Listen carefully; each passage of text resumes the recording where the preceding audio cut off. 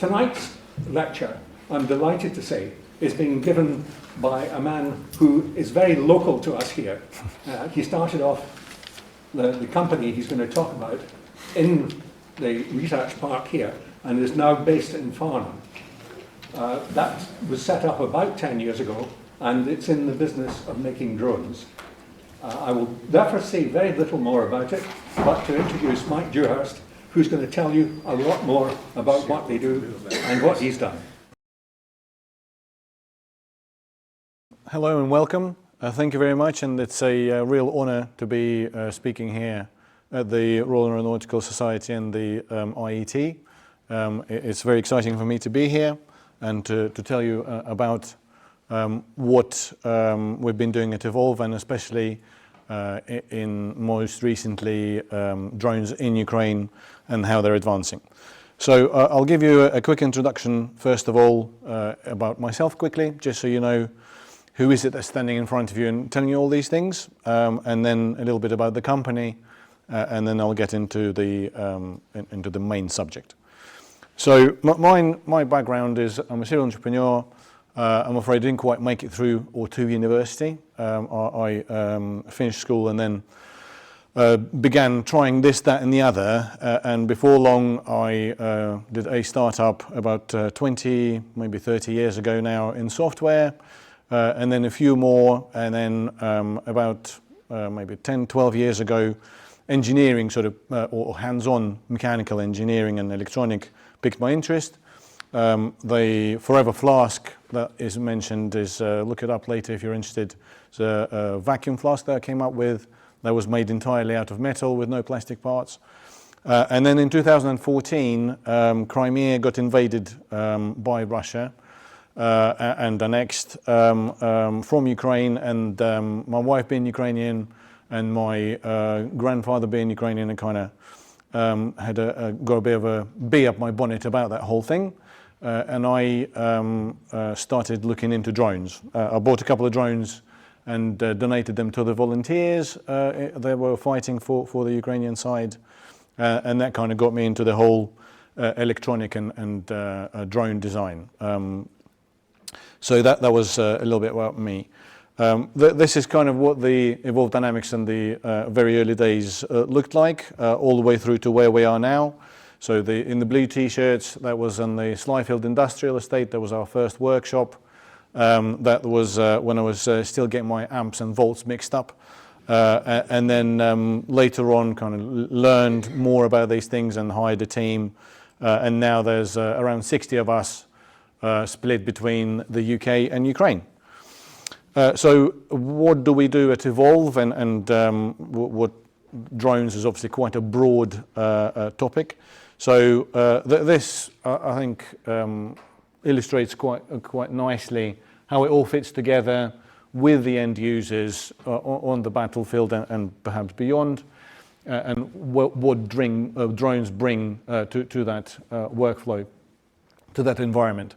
So you might have either some ground troops on the blue square there that are trying to find the enemy.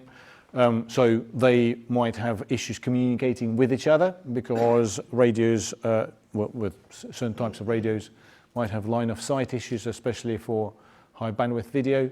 So drones can help with that, where the ground troops can talk through the drone. And I'm not talking about the big drones. I'll come and talk and show you the different types of drones later. But typically, everybody thinks about drones as the huge reapers, as they're known, which cost tens of millions of pounds, and there's not that many of them around. But now with the smaller drones, you can actually do quite a lot more interesting things, and they can cost a lot less, and they are a lot easier to transport. Equally, when you've got a couple of big grey ships like that pictured, they might have issues communicating with each other at high speed over the curvature of the Earth or line of sight. Satellites, you might say. Well, that's all well and good, but if you imagine a ship with hundreds of people on board, all doing their thing, all communicating through the same satellite, and command and control, and all the different systems on the ship, actually that satellite usage becomes somewhat limited, constricted, and actually not as glamorous as you might think. So Evolve has been working with the Royal Navy on a project to get grey ships to talk to each other through drones that sit above the deck at 100 meters, and they can therefore extend the line of sight high-speed range significantly by direct comms. So that's another type of usage. Or where you might go into the valley next to you and you don't know what's there. Again, drones small drones like this can show you what's over there before you put yourself in harm's way. In terms of who we work with and our customers, here's a quick snapshot. So we don't just do defense, we do public safety as well. Surrey Police use our drones. Surrey Police have been using our drones for quite a little while, although Gwent Wales Police were the first to take the risk and go to the Slyfield workshop and buy a couple of our drones many years ago. But since then, others have joined. Surrey Police use it, for example, in Beachy Head, not the nicest of locations, quite a sad, really, destination for a lot of suicide attempts and sometimes not just attempts. And it's very dangerous to police on foot. And then other drones that are on the market sometimes struggle in the weather there, where it's very windy and everybody knows British weather. So not all drones are made equal, and only a few can fly in that weather, including ours. So Surrey Police use our drone for that, amongst other things. And in Wales, they also use our drones for search and rescue, looking for lost people. Again, the sort of weather you get in Wales, there's not a lot of drones that can do that type of flying. And then you run into cost and other issues, and we try to keep things priced reasonably. From the day I started the company, we've always tried to make the pricing as one of the key things that makes the product accessible to as many users as possible. So kind of how it started in Ukraine specifically, this is what we're here to talk about. So as I mentioned, I started the company in 2014, back in my bedroom initially, back in my TV room rather, and then built a small log cabin in the garden, and then the Slyfield Industrial Estate workshop, and then working on the drones that you see in Ukraine now. And then around sort of 2019, 2020, first few systems started making it out to Ukraine, so we went out to train some people over there. This was after the Crimean invasion, but before the all-out invasion about 3 years ago, so it was reasonably safe. And Alan, you see there, one of our chief pilots, he now works for the CIA. And we went out and trained the users over there. It was all a little bit secretive. We didn't really know who we were training.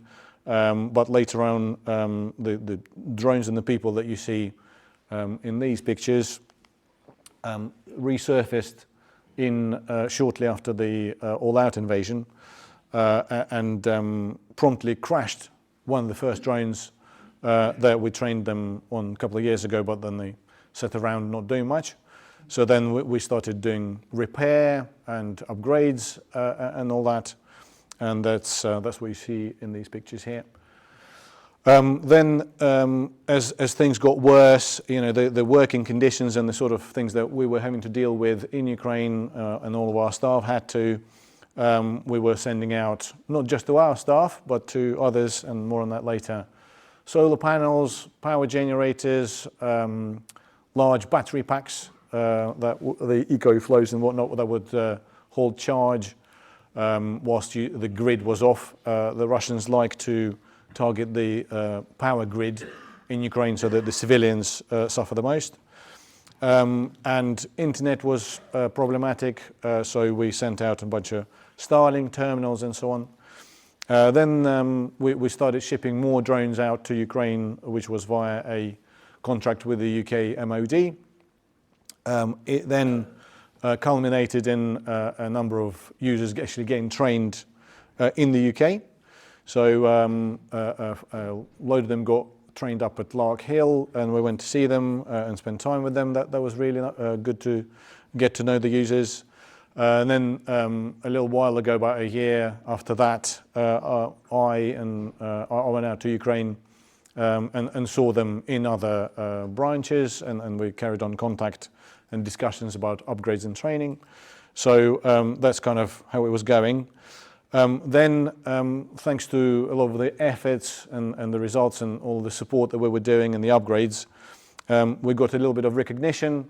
So these guys on the left gave us a letter of thanks, and then one of the very first units, and I remember literally training them on a remote video call and in their garden somewhere. And again, unfortunately, shortly after training, they crashed their drone, and we had to remote repair it and help them repair it, and supported them. So that they gave us that flag, which was very touching, and kind of one of the reasons why we keep doing what we do. So how it's going and where it's been since then. As I said, we then had a big follow-on order from the UK MOD. So we scaled out production, bearing in mind it went from the back of my TV room to the garden shed to a small, horrible sort of garage car repair type workshop. Then we moved into a nicer premises in Farnham where we were scaling out production. Then more training ensued, so various parts of Ukraine. We then hired staff in Ukraine to do the training and the repair, as there were quite a lot of people to support. It was also very useful to have that direct contact with all of the end users, because it gave us the information from the end user of what the problems were with the product, with the drone, with the technology, what was working, what wasn't working, and as we were observing, we were able to make decisions on what changes to make to the product. And it's still in the way we work. It's not just necessarily what the users are asking for. I don't know if it's true or it's an urban myth, but apparently Henry Ford said if he just did what the users asked him, he would have built a faster horse. Anyway, as the saying goes, I don't know if it's true or not, but it is true, however, in the approach that you need to understand what problems the user has and what it is that they're trying to do and what it is that they want to do. And you shouldn't listen directly to what they're asking, whether the button should be painted pink or made bigger. That's not necessarily the solution. So that direct link to the end users has always been extremely useful for making sure we've got the best product out there. A few more pictures of the training. So you can see that plaque there. So there's quite a large user group that we trained on the usage of the product. They also gave us lots of ideas on what other things they needed. So just trying to show you the sort of interactions we've had. So a lot of these interactions were initially they were just for training. They turned into ideas, and a few things that came out of it were the radio improvements that we had to make. So radios initially in the systems that were shipped were built into the ground controller, and the antennas were built into the ground controller, which is, if you think about the nature of warfare and nature of radios and line of sight, it did obviously cause some issues where if you want to operate the drone and you were on the front line literally being shot at from a trench, if you then had to pop up from the trench with the remote, that's not ideal.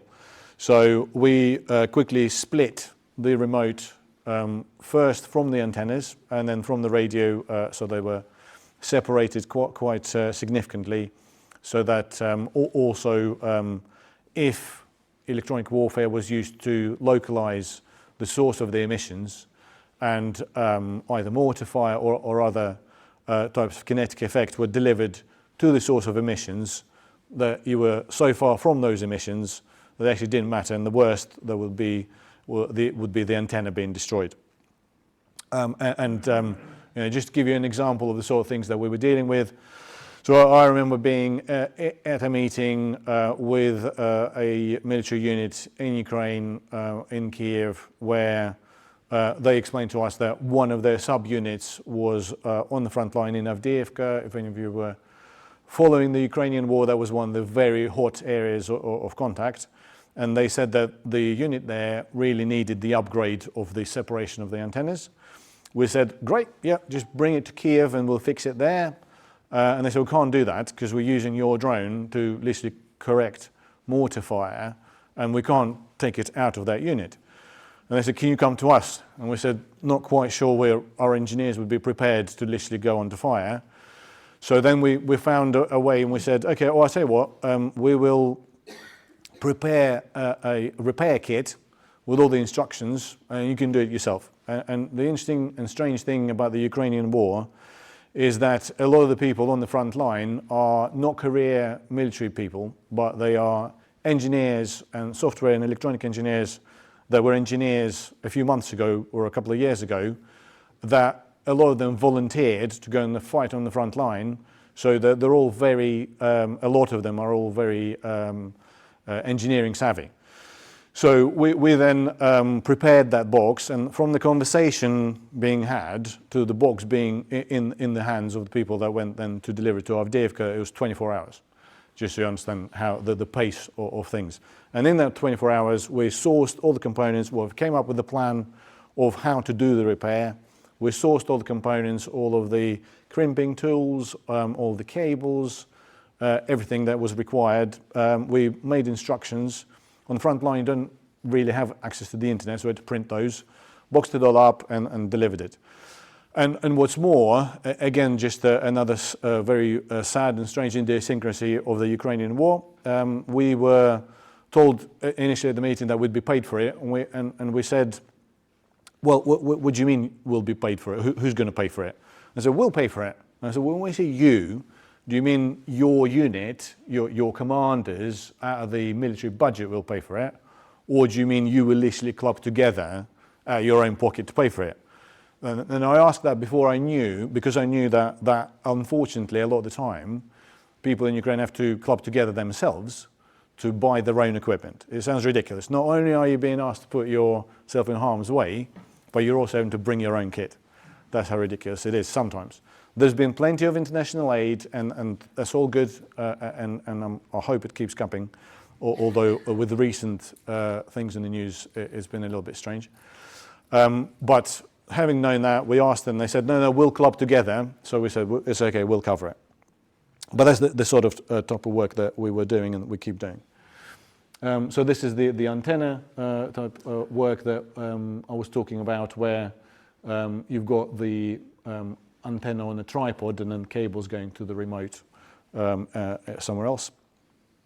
This is some of our team in Ukraine at one of the locations, just going around in the van delivering equipment and doing all that type of work. Some more pictures of the work that we did, including some unfortunate incidents like that one there, where as we were developing the system further to make sure that it worked under electronic warfare conditions, and if the Russians were jamming the radio signal, that it would still work under those conditions. And when you test things in isolation, they might work just fine, or when you test them in a lab. But when you bring it all together, the radio, the autopilot software and how it behaves and all these things, sometimes you find things don't quite go according to plan. For example, when the radio signal cut, rather than sitting on the spot and descending and landing or whatever else we programmed the drone to do, it actually remembered the last stick command and kept replaying it. So as the signal got cut and the stick was pushed forward, the drone just carried on flying. And unfortunately, our drone has got a very long flight time of an hour, and it flew quite far. And we were literally chasing it in a car with a little transmitter on it that kept broadcasting it. For the R&D drone, we put a little voice transmitter to broadcast its location. And we did chase it down. We did find it in a tree. And that's me over there with the drone recovered. Miraculously, it had absolutely no damage. So I think what happened, it ran out of battery and it slowly descended into a tree, and the tree was quite soft, and luckily nothing broke. On the way to the drone, I had an interesting experience where going through one of the roads, I saw a very small very perfectly sized holes in the ground, where I realised that I might be in a minefield. I thought, it's okay, you know, good life, 2 kids, you know, got a legacy left. To then only to realise that it's probably a wild boar that's been digging for food left those holes. But those are the sort of experiences you get in Ukraine.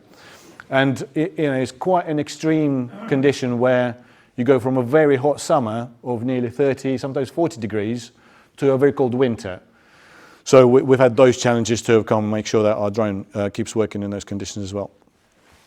Some more sort of images of testing and successes. So the thumbs up there were following a successful electronic warfare test. So yeah, that hopefully gives you a bit of a background, bit of a picture of what we've been up to. Like I said, again, just to close off with some of the humanitarian aid that we've done.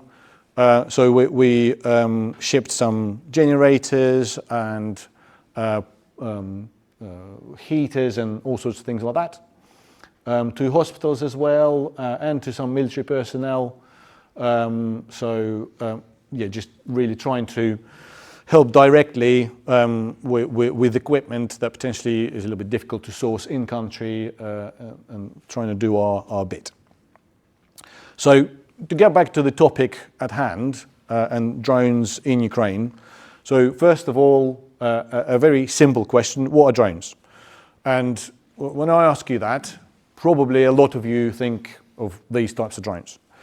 But this was true probably to maybe 10, 15 years ago, maybe even less, where that was the main types of drones when somebody said that word.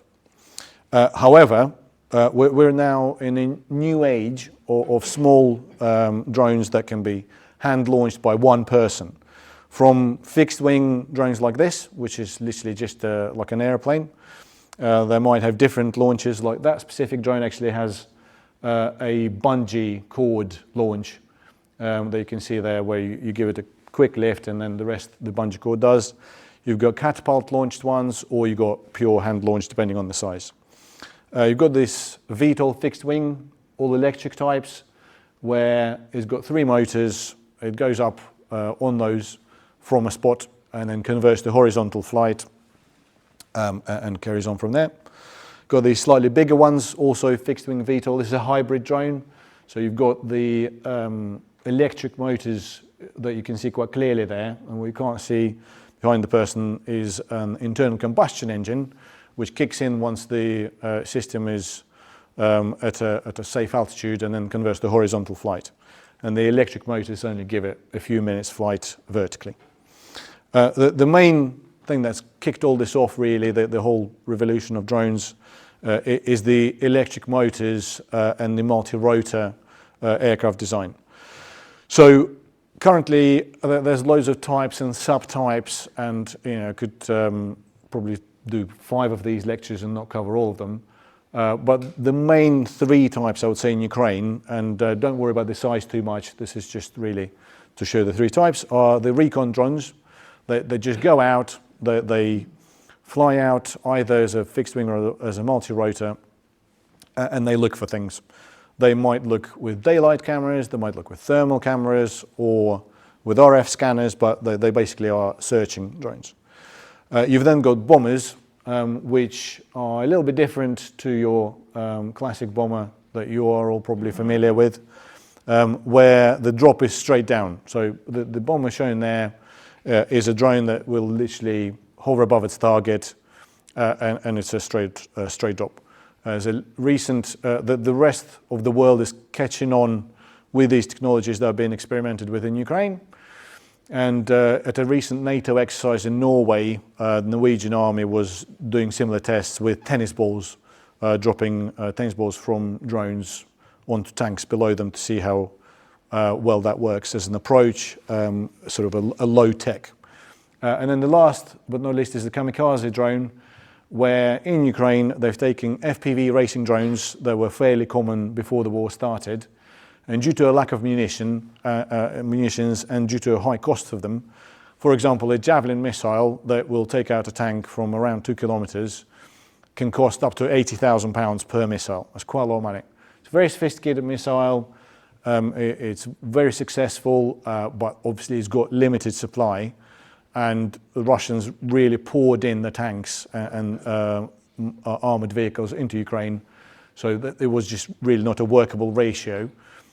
So Ukrainians developed by themselves this hybrid FPV drone that carries existing Soviet-era munitions on them, be it a rocket-propelled grenade or whatever else they could find, and this just smashes into the target.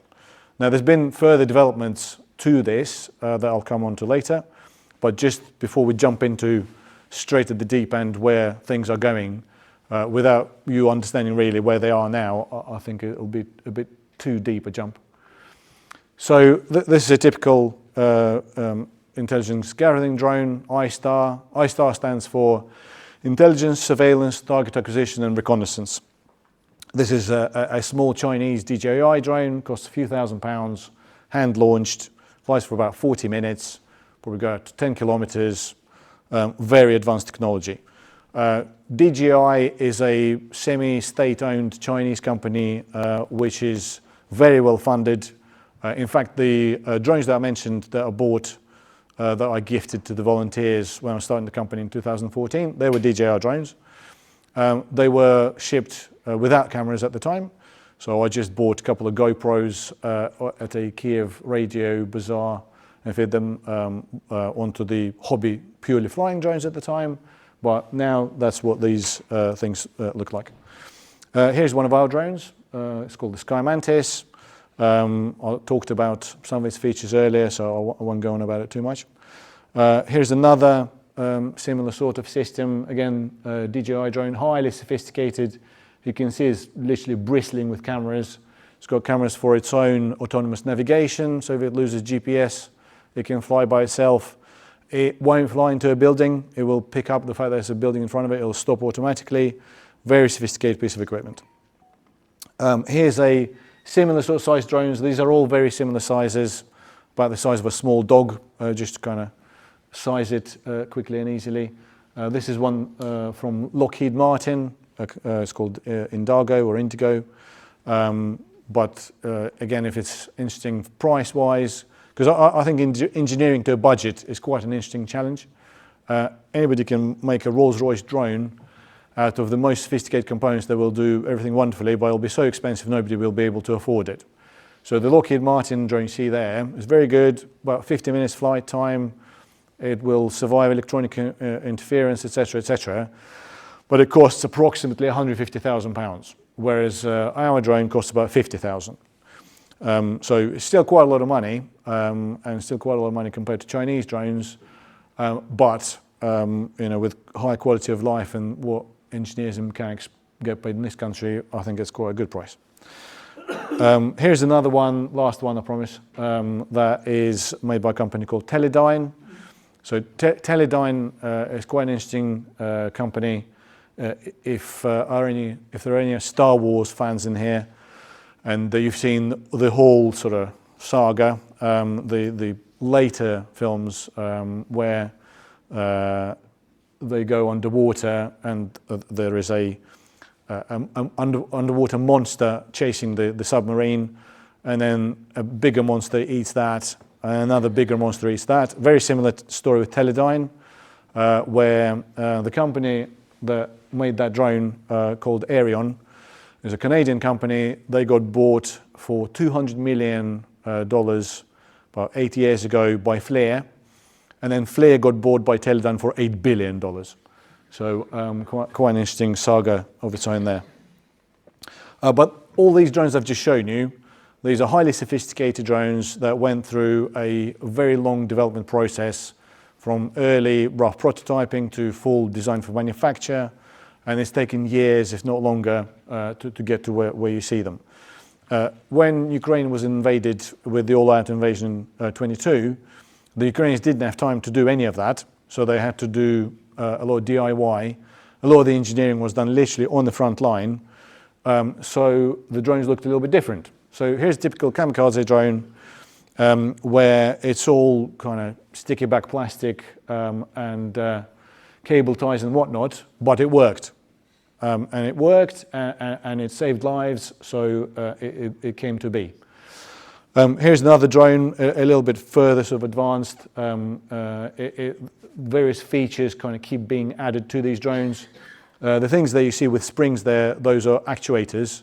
So the drone will detonate when those feelers touch something and make contact with the springs. Somewhat similar to the lunar, if I'm not getting my facts mixed up, lander, where it had similar sort of feelers on the feet to detect contact with the ground. So here's another picture of it, just again for scale, for you to appreciate what they look like. And I know it's pretty obvious, but just to be clear, the big blue thing on top is the battery. It's quite an interesting proportion of the payload, the drone itself and the battery. You can see that the drone itself is not actually that big, and it's almost like an ant that can carry proportionally more than its own weight. Here's one of those bomber drones. So a slightly different story. These are reusable drones, whereas this is most of the time not coming back. These drones have, again, a lot of the time Soviet-era munitions, and they just fly by camera and radio, and the operator will line up with the target underneath, press a button and release the mortar or whatever it might be that's on it. Here's another picture to illustrate size and scale and designs, etc. The other interesting thing is how these drones are piloted. So you all remember the big control room and almost like a real aircraft cockpit of the Predator drones. This is how a lot of the FPV and other type drones are piloted in Ukraine. So these are kind of similar to VR goggles, but they've been around in the FPV industry for quite a while. And quite a stark contrast, again, to this type of environment and setup, but a lot more mobile, a lot more compact, and dare I say, a lot more efficient. There is an argument, and I'll come to it a little bit later. I don't want to jump ahead and spoil the fun, but there is a problem, a scalability problem with this type of approach as well as this one. But I'll cover it a little bit later. But the essence of the piloting here is that you're getting a live feed from the drone camera into your goggles. You've got a full screen view then. You don't need a large screen to see what you need to, because you've got your own private large screen. And sometimes there's a breakout into a tablet for others to see what you're doing. And then you are flying with the small remote control on the pilot's lap. And the whole lag between the drone camera and the pilot's goggles is a couple of 100 milliseconds. So yes, it is DIY. It does look a little bit precarious, but it's quite deadly. That's the sort of damage that when the kamikaze drones I showed you that they can do. So that's a multi-million tank. I can't remember my exact pricing, but we're talking millions for sure, perhaps tens of millions, and the drone I showed you earlier is priced at a few hundred at best. So this is the sort of damage it can do, and this is the sort of damage. Moving on to, and closing off sort of the DIY angle, it does go into these size of drones, which go sometimes hundreds of kilometers, and that's the sort of drones that you're seeing hitting the Russian refineries, oil refineries. So with all this proliferation of drones, countermeasures quickly come into effect. So that's what they look like. That's a typical Russian EW installation, electronic warfare, otherwise known as a jammer. Here's another one. And what they do is they broadcast on a specific frequency a very powerful signal that drowns out any other radio on that frequency.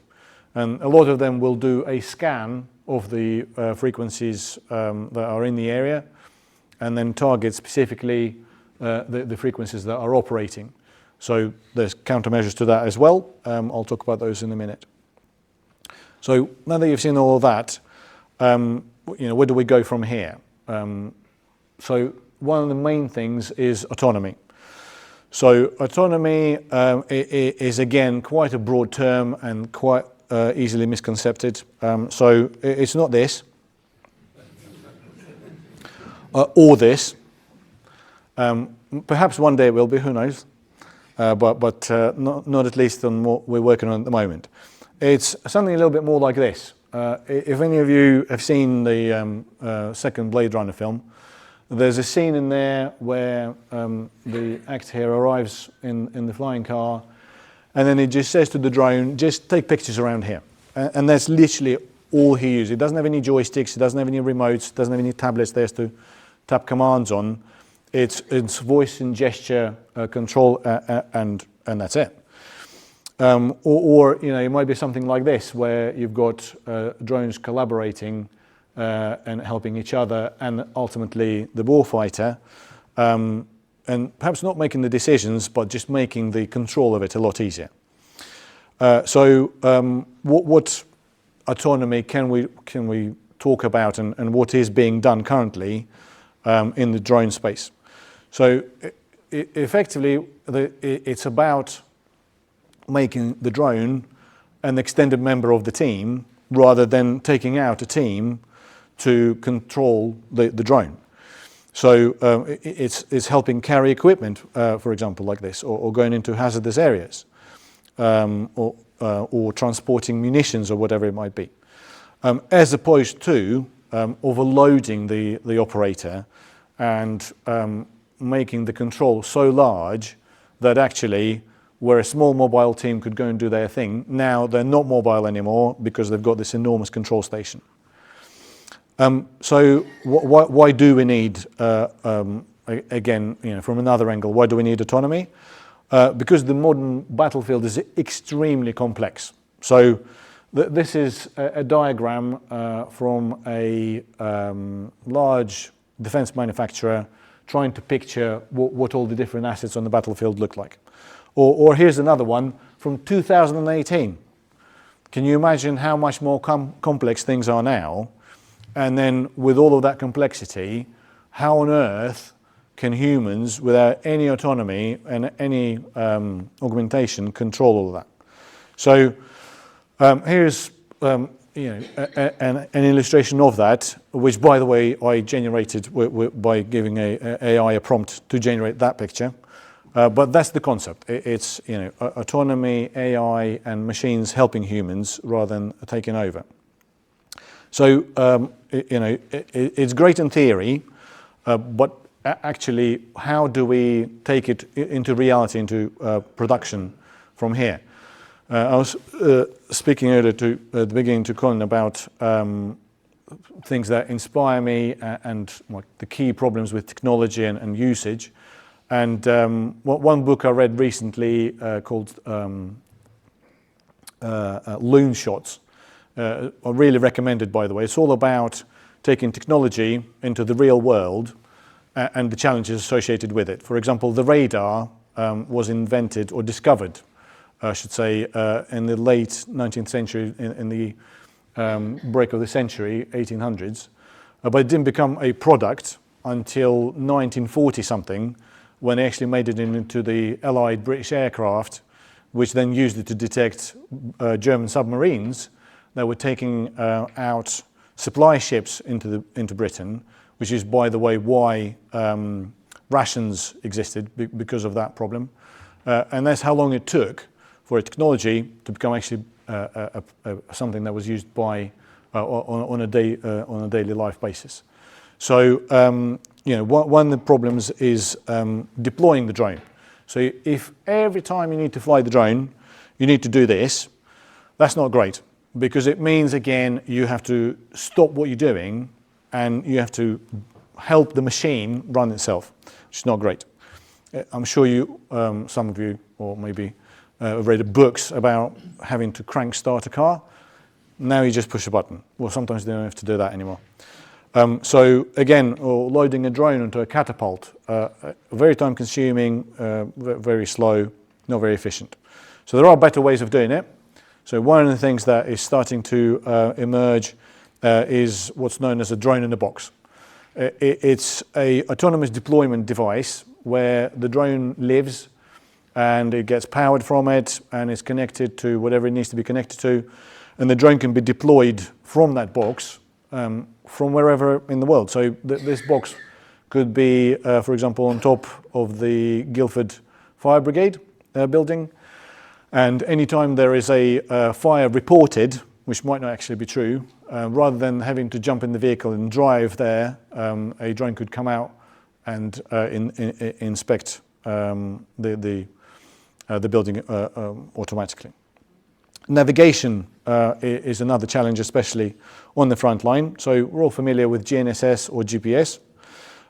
They make devices like this work, as well as your mobile phone and Google Maps and all that good stuff. However, remember these?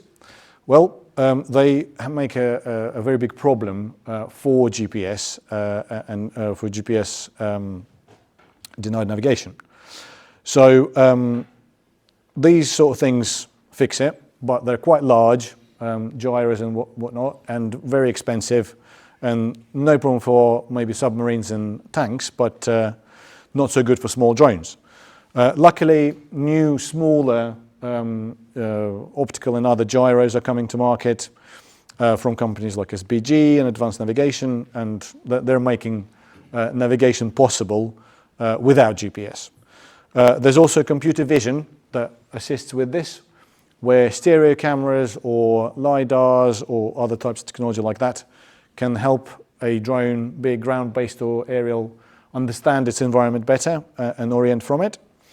And there's also this concept of georeferencing, where from previously made photographs, either from satellites or wherever it might be, to preloaded maps on the drone and correlating what you see under the drone, you can determine where you are.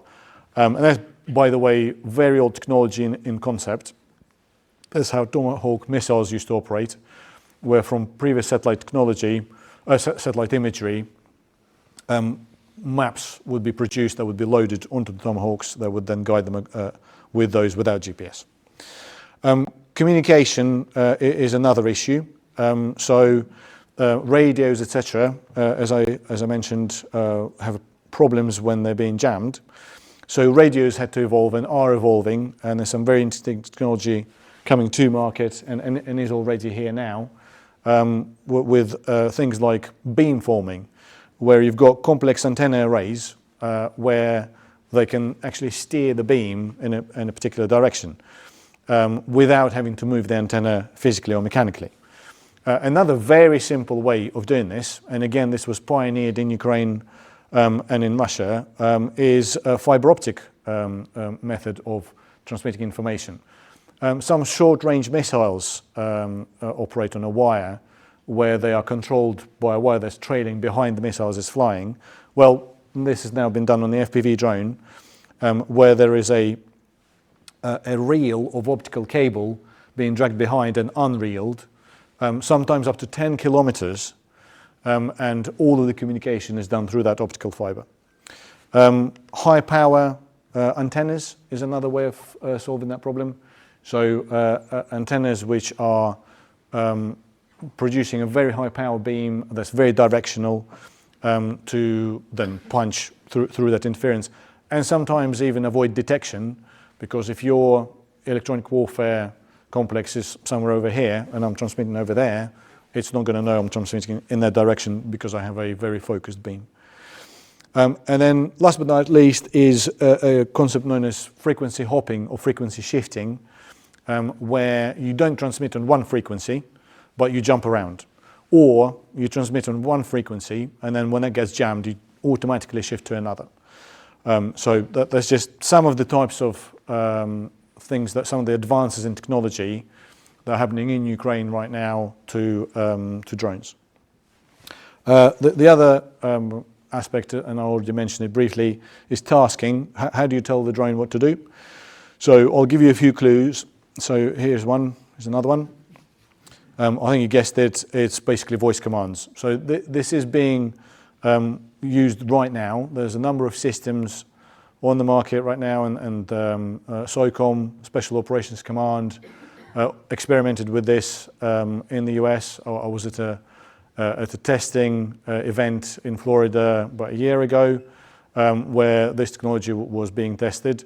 And it's very familiar to the warfighter who already has a headset and already has a PTT, push-to-talk radio, and being able to refer to the drone as a team member and task it to either go and investigate something around the corner or in the valley ahead is very convenient.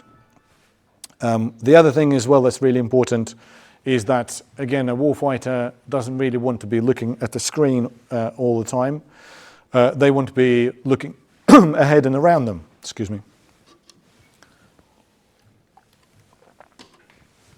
That's their primary kind of function. I appreciate that this is an audience of engineers, and this is all quite sort of violent and warmongering. However, I do firmly believe, I'm a pacifist at heart, and I never want to be a military person, but I think for us to enjoy our freedom, a few good people have to do some bad things to bad people. So that's why I carry on doing what I'm doing. So carrying on with this, if you look at any soldier, what they do is looking around, and they don't want to be looking at drone computer screens. So what else and how else can we task a drone? Because maybe speaking is not necessarily the best way. So I'll give you a few clues there again. I think we're getting there. Yep, it's gestures. The other good thing with gestures is that nobody can hear you, and if you need to stay silent, it's quite useful way of tasking drones like that. There was one other method that I didn't cover here, which is haptics. So if you imagine on the side of a rifle or something on your wrist where you can push buttons that you don't have to look at, you just know how to do that. That's another way. So detection and automation of detection, rather than you having to look either at a computer screen or ahead to find the enemy that's concealed. So you don't have to look down, as I mentioned earlier, and so you can do more of this looking ahead. Automating detection is really important. So more and more drones now are equipped with either onboard, as it's known, edge AI, meaning that the processing is done on the edge, on the device, and not at some data center. It is becoming more and more standard and more sophisticated, where systems can now be trained to detect partially or heavily concealed personnel or vehicles, and take the burden off of the operator. UK Border Force, Home Office Border Force, is one of our customers, and we did a training exercise, as we do with all our customers initially, a year or maybe a little bit more ago, where they were looking for some pretend drug smugglers that were trying to get into Britain through a beach. And the Sky Mantis was used for that training exercise, and the drone pilots were out nearby with a remote controller with a screen about sort of yay big, your standard sort of medium-sized tablet, and they completely missed the pretend drug smugglers hiding in the bush. However, when they went back to headquarters and they played the video on a large screen, maybe a little bit smaller than this, probably about that sort of size, they immediately spotted them. Because it was a larger screen, they weren't under duress, might have been raining on the day. So that autonomous detection is really vital. It's very easy. If you imagine in Ukraine it's even worse, it might be raining, cold, you're tired, and you're being shot at, and you're on a small screen, all of that, it's very likely you're going to miss your target. So that autonomous detection is very important. And then to take that further is identification. Okay, so you've spotted something, it's a vehicle or a person. Are they a friend or are they a foe? So there's now more and more algorithms being developed, and some of them are very, very successful, where they can identify whether it's a vehicle or it's armor, or if it's a friendly or a enemy tank. It's all happening right now. It's not science fiction. It's all happening as we speak. There are some other more sort of sophisticated things that can be done. For example, you could plan routes that are safe or not safe, where if there's a potential enemy combatant up on the hill, they might spot you if you take one route, or they might miss you if you take a different one if you take the small forest as your route to pass rather than the open valley. And again, there's systems out there right now that will take imagery and live plan a safe route for you to pass. They're not all rolled out to the battlefield. It is quite a slow process, but the technology is out there. And then one thing that we also worked on at Evolve many years ago, it was for Iraq at the time, although now we're looking to see if it can be deployed in Ukraine. Never came to be in Iraq for a number of reasons I won't go into here, but not technical, let me just say this. But we did develop technology for, excuse me, mine detection. So I don't know if you know, but Ukraine is now the most mined country in the world. It's overtaken Iraq and Saigon and Vietnam and all those countries. A lot of mines, once they have been deployed, due to soil erosion from rain and just wind and whatnot, they will expose themselves after a short period of time. And you don't even have to crawl on your belt and buckles to find the mine with a prod. You can actually see them visually. But Ukraine is a very large country. After this lecture, if you don't know, look it up and see how many Britons fit within it. And to demine all that territory will take a very long time. So visual detection could speed that up a lot. And again, Evolve's not the only company doing that, but there is ability to do that from a drone. So if you remember this guy over here, there is one scalability problem with that. That you need a lot of these guys, Top Gun pilots, and a lot of training, and it's a fairly niche skill. Not everybody has it, that hand-eye coordination, and you might be able to produce thousands of drones per day even. That's the sort of, I don't know if you're aware of the numbers, but that's the sort of number of drones that Ukrainians go through per day for the kamikaze drones on the front line. So piloting all of those drones requires a lot of pilots. However, there is another way. So this is a device that a number of different user groups and companies have developed. They look sort of similar one from another, not much difference. They are autonomous targeting modules. So just flying a drone around is quite easy.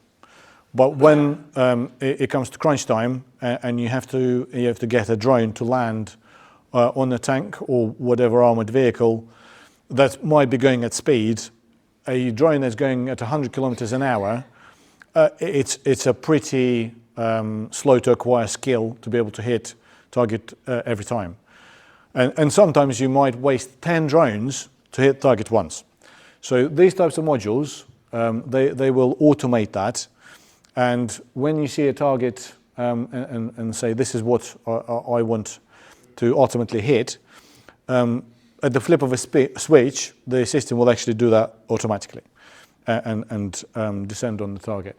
So, and then again, the challenge in Ukraine is delivering that to a price. Very easy to do that on an NVIDIA Jetson, which costs hundreds of dollars and is quite large and also not necessarily available in the numbers required. Much more difficult to do on a limited compute power Raspberry Pi Zero. But it has been done. And then if you flip that, rather than looking on the ground, look at the sky. Again, with all of the drones, like the Shaheds and other types of drones being operated over Ukraine by the Russians to hit a lot of civilian infrastructure, including hospitals, these drones cannot all be taken out by Patriot missiles, which I think are about £100,000 each. So again, a lot of aerial interceptor drones have been developed. The same challenge remains, that final few hundred meters hitting the target, very challenging manually. So automated modules are extremely valuable. And then just to close off and just to give you the kind of pace of change understanding, we've only just developed and are deploying we as in the drone industry, as well as the Evolved Dynamics, the autonomous targeting modules, but there are already reconnaissance modules, counter interceptor modules being deployed. So as a interceptor drone starts to approach the drone that's the target, the drone would automatically detect and evade that approaching drone. And that's done, amongst other things, through sound, by detecting the drone sound, which is unidirectional. You don't even need to know where it's coming from. You just need to know that it's coming. That kind of concludes my technological advancements in the drone space presentation. I hope you found it useful. And please, I welcome any questions, and I'll be glad to answer them. Thank you.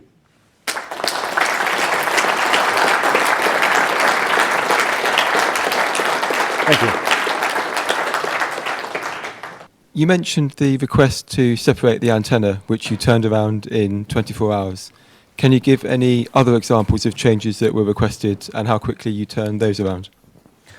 There's multiple changes that were instigated and actioned, as well as the separation of antennas, which was the early phase and fairly straightforward. The separation of the radio, so that obviously an RF cable between the radio and the antenna can only be run so far. There's a second microphone, I think. Oh, yeah, great.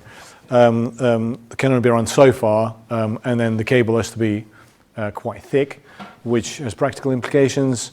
Later on, we separated the radio, which allowed the network cable to be run for up to 100 meters, which made it a lot more practical. It's quite interesting how these development cycles and research and user feedback come about. We started off by initially thinking that a separate radio and a separate controller is more cumbersome and more kit to handle, and is going to be more problematic, and purposefully designed everything into one unit, to then only realize that that is a problem in itself, to then have to separate it again. And I still see companies on the market right now where they do have the radio and the controller all in one. Cameras were another issue, and sufficient sensitivity, vibration, stabilization, and things like that. So we did quite a lot of work on stabilizing vibration, and by the way, with quite a lot of topics that went into designing Skymantis in how it is now and how it was. Actually, University of Surrey and various departments have been absolutely critical in helping us with that. So Tim from the radio department, we've been working together for many years, and like I say, we used to mix up my amps and my volts. My background was not very technical, so with radio theory and things like that, Tim and his department have been very helpful. Same with the aerodynamics. The reason for the Skymantis being quite rounded, it started off as a brick, and the feedback from the aerodynamics department was that it should be a bit more rounded, so we did that. Vibration work was another one where you want to be as far away from the enemy as possible, but be able to see things as clearly as possible. And there is a lot of vibration on the aircraft, so designing out that vibration was quite instrumental and quite critical. Other examples of changes, software functions on the remote. For example, we developed a special calibration feature for the drone and its remote and the camera, where one of the initial features that was there by default was our drone was always able to tell the coordinates of where you were looking at. So you point in the middle of the camera at something, and it'll tell you the GPS coordinates of that. And it would work that out by knowing the coordinates of the drone, the offset of the camera from the GPS receiver, the angle of the camera, the altitude, taking the terrain maps into consideration, doing all of that on the controller. This is our own development, our own software that we wrote in-house. And it would tell you quite accurately what you were looking at. However, if you imagine the sort of distances we're talking when we're looking maybe 5-10 kilometers downrange from a drone, half a millimeter twist of a camera inside the gimbal will give you probably half a kilometre of an error. So during transport from UK by trains, planes and automobiles into Ukraine, you would get that offset by things shaking, being dropped, etc., or over usage. So we developed a feature specifically as requested by the users in Ukraine to calibrate the location of what you're looking at by looking at a target that you knew the coordinates of, putting those coordinates into the remote, and the software then working out what is the offset.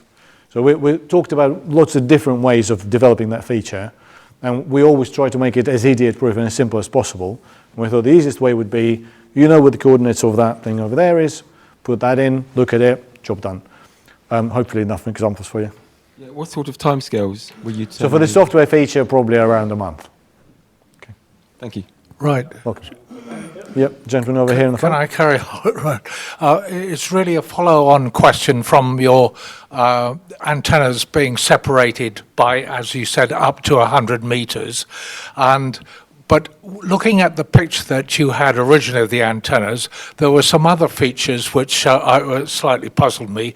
You had little, what looked like reflectors, but you also had directional antennas anyway. Now, are those reflectors an essential part, and how are they used? Yeah, sure. So I'll go be careful here. Tim's listening. He'll spot my my nonsense. Yeah, so we've experimented with many different types of antennas. So parabolic antennas, I think I won't bother looking for them, but I know the ones, the picture you're referring to. That's not actually from our drone, but there are those types of antennas being used. I don't understand the full theory behind it, but I have seen a number of antennas where they're directional with reflectors to give them the maximum power in a specific direction. We also use patch antennas. They give you 180 degree view, but there's no point broadcasting behind you, so it's just in one direction, as well as like Yagi and logarithmic and other types of antennas. It's such a constantly evolving landscape, and there's a lot of really advanced engineers working on these antennas all the time. So there's new things coming out all the time. And I could probably do a very bad lecture on antennas, but I'll probably need about a month to research it first. I'm interested in the way you communicate with the drone through gesture or voice control. Yep. Because I think that you're adding quite a large variability to it.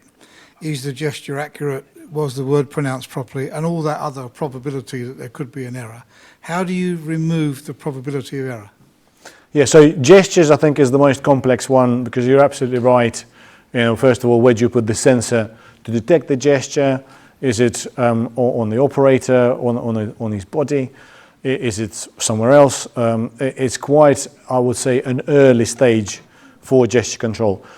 Voice control, I think, is a lot more advanced, and there's a lot of resilience that's been developed over time into the algorithms. With various AI deep learning frameworks that have been set up specifically for this. So if you think about Siri, Alexa, and all these other technologies on the market right now, they are getting better and better and are now quite mature and quite good at getting to a very high probability from a command. And with background noise and mispronunciation and accents and everything else in between. So I think voice control is quite mature now and is pretty much there. If you think about the fact that a drone really has a fairly limited number of commands that you can give it, go here, look at this, search this area for that. You know, there's not really a lot more to do there. So developing models for that type is not, if you're the right type of engineer, not overly complex. And I think it's quite achievable. I'll give you one other example. The car I drive at the moment, it's a BMW, it's got voice control, and it's amazingly good at working out what I'm asking it to do. I've not had to read any manuals and work out what are the keywords for this, that, or the other. Because for each feature, like for example, I drive past the alleyway where a lot of the burger joints are blowing out their exhausts, and every time I drive through, it stinks of burgers in the car. So I now turn off the fresh air intake. I guessed what would be the command for that. And there's about 3 or 4 different other ones. So the same with drones and drone voice control. This is all done through AI and language models and things like that. You can develop quite a sophisticated model where you would not require any end-user training, and it would be intuitive and work in field conditions. I can understand that you've got a large language model operating in the background to do that, but what's actually sitting on board the drone? How much of that processing is on the drone? So a lot of the processors that are out there at the moment are incredibly powerful. So a mobile phone is powered by the Apple chips like A3, A4, A6, etc.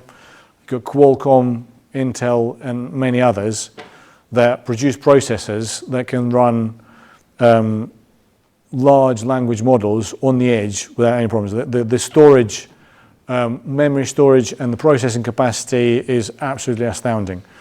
And forget language models, which are simpler. All of the visual detection, some of the imagery that I showed on that, all of that can run on the edge now as well.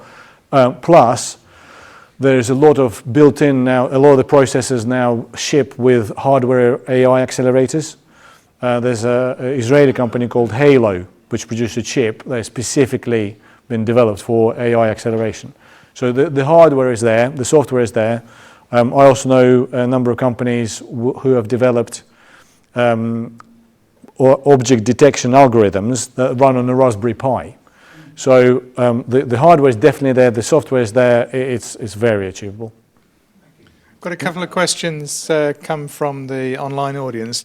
Joel asks, are there any low-cost anti-radiation drones that mimic the US HARM missile? Right, so yes there are, but it's a little bit of a sensitive topic. I can't talk too much about it, but there is technology out there, and it is a fairly, it's not as complex a technology as you think to detect and localize a certain radio frequency. And then another question from Andy. Have you used any satellite communication for navigation rather than relying on the vulnerabilities of other types of communication? So for communication, no, because either it's quite expensive. There's solutions from Honeywell, otherwise known as Moneywell, and a few others that are very capable, but they're very expensive. And when you are talking about a drone that costs either a few thousand or a few tens of thousands, to put a component on there that in itself costs close to and maybe in excess of 10,000, it becomes very cost prohibitive. So satellite communication works well both because of terminal size, as in the hardware that is required for transmitting, and because of cost on larger drones. But on smaller drones, it's very difficult at the moment. The only thing that's been kind of making that possible is the Starlink new mini terminal, which has been jerry-rigged on some smaller drones and is quite cost-effective. But I'm sure you've all been, or maybe some of you haven't, but I've been with interest, shock, and everything else, been following Elon Musk's recent activities, and who knows where Starlink will end up. I have a question regarding the electronic warfare that the Russians have deployed on the Ukraine front. So in your opinion, what is the best method for mitigating the issues caused by electronic warfare, and have you implemented any of those measures on your Sky Mantis drones? Again, a slightly sensitive subject, so I can't go into the most effective methods and tactics for obvious reasons. However, I can talk in general, and I did earlier in the presentation. So you've got really two main things that the Russians are targeting. One is communication, and 2 is the navigation via GNSS, etc.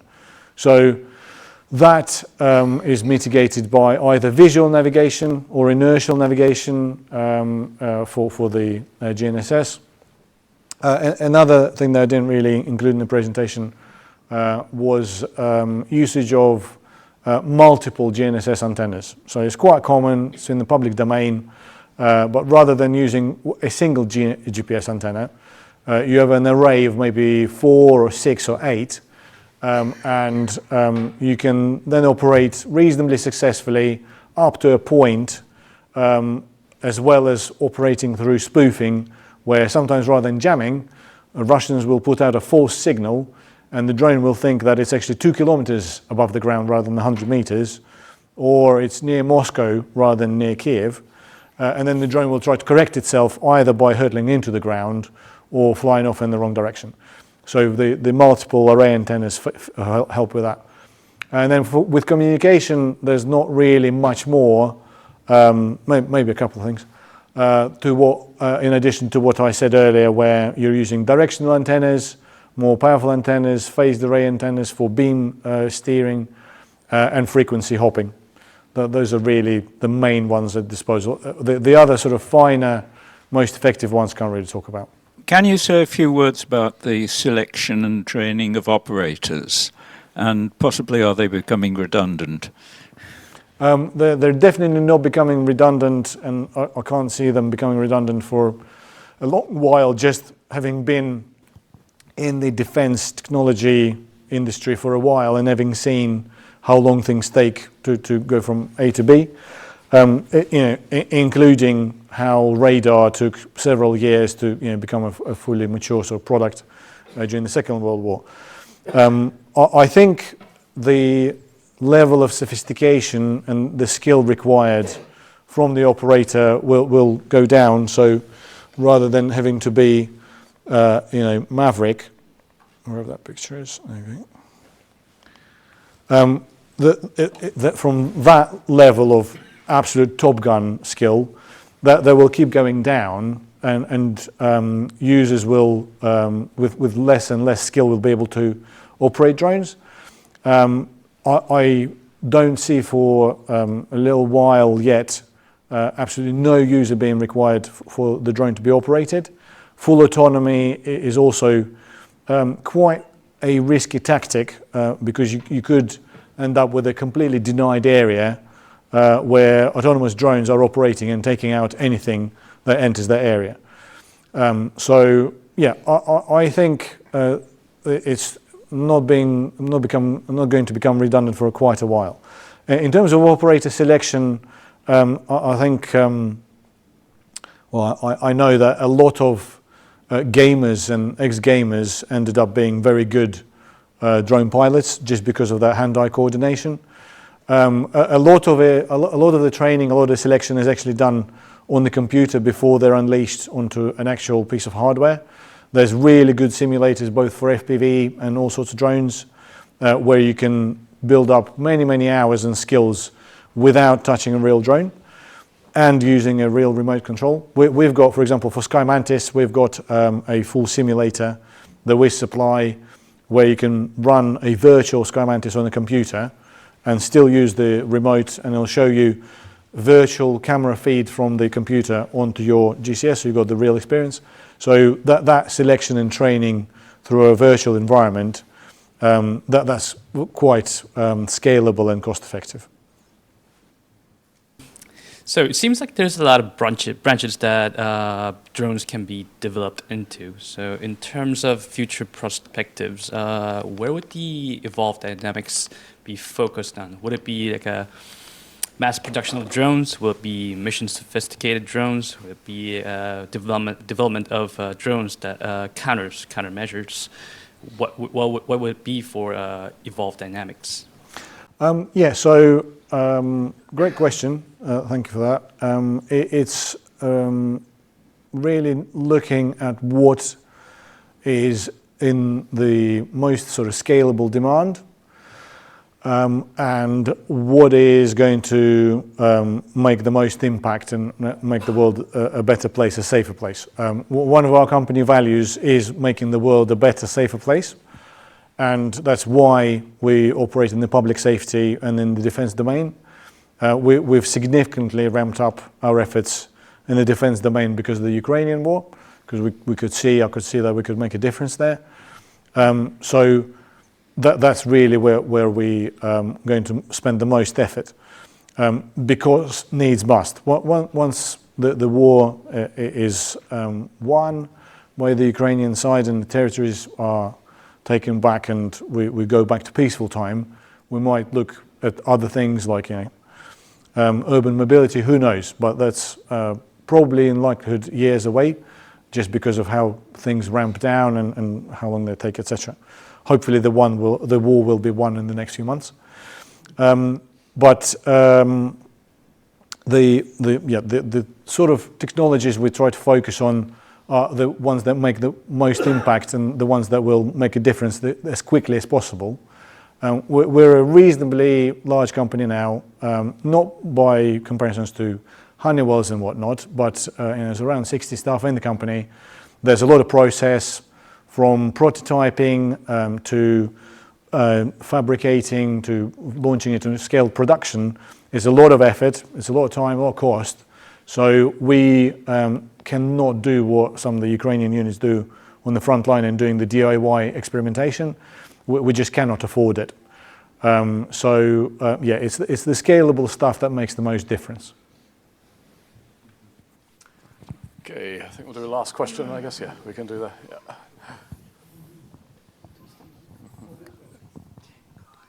A fairly simple question. Do you fund all your R&D internally? Or? Do you fund all of your research and development?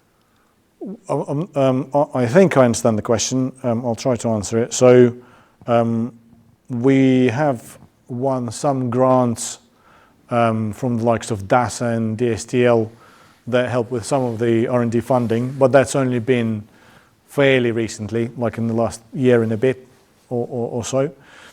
Prior to that, it was all revenue driven. Initially, when I started the company, it was all self-funded. I was holding down 2.5 full-time jobs, and all of the surplus from those jobs was going into Evolve Dynamics, and then early revenue helped fund further effort. We had to bootstrap a lot. We had to make sure that things were sort of hacked in a very cost-effective way, and so on. In between, a lot of it, all of the revenues from various sales were funding the R&D. And then also we've had a number of investment rounds from private individuals and from VC funds that helped us take things to the next level. I think somebody, did you have a question? One last one maybe? We'll do a last question then. Yeah, okay. It's a bit of a two-parter. So firstly, are you seeing that the innovations in drones are comparable between both the Ukrainian side and the Russian side? And if so, have you considered being a company that's at the forefront of that innovation and development, have you considered offering your expertise for things like red kill chain analysis and how to degrade Russian capabilities, as well as just improve Ukrainian capabilities? I'll answer the first question first, and then if you can remind me the second part. We are seeing a lot of very similar developments on both sides. We sometimes see, and we also see quite a lot of cross-pollination. We see inventions that initially start on the Russian side, are then replicated by the Ukrainians and vice versa. It is a very rapid development environment. I think there has not been a war yet.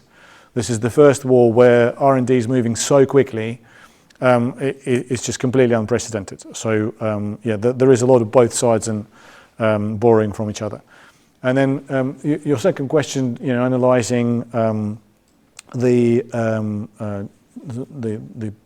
enemy tactics and vulnerabilities. Yeah, absolutely. I think it's not just being done evolved by everyone else and people who are closer to the front line. And yeah, it's a constant, again, very rapidly evolving process where drones would have been fielded and then defeated within literally hours, and the Russians adapting their countermeasures, etc., to do that. So, yeah. Mike, thank you very much indeed for these detailed answers to the questions, and thank you to our audience for asking such interesting ones. I said at the beginning that this was a joint annual event between ourselves and the Royal Aeronautical Society in Farnborough. So I'd like to ask Ian Pygram from the Aeronautical Society just to have a few final words. Ian. Thank you, Colin. Well, I'd really first like to thank Colin and the team at the IET for putting Mike in a position to give us a talk. I found it quite fascinating, and from a television room to a shed to having a working office, that's quite a transition in 10 years. I mean, lots of us have worked projects like that, and that's quite astonishing. But what I really found very interesting was just the pace at which things were changed. We had lots of questions here which were focusing on how things change because of, and I think we've seen a good example here of how things have evolved from those early days to accomplish what was required at the front line. And that's happened in many conflicts in the past where progression of technologies and techniques has happened. And I think we've seen Mike demonstrating that very, very clearly tonight. So thanks, Mike, for producing a wonderful talk. Thanks again to the IET guys for putting Mike on the podium. And please, will you join me in thanking Mike for giving us a really quite enjoyable evening. Thank you very much.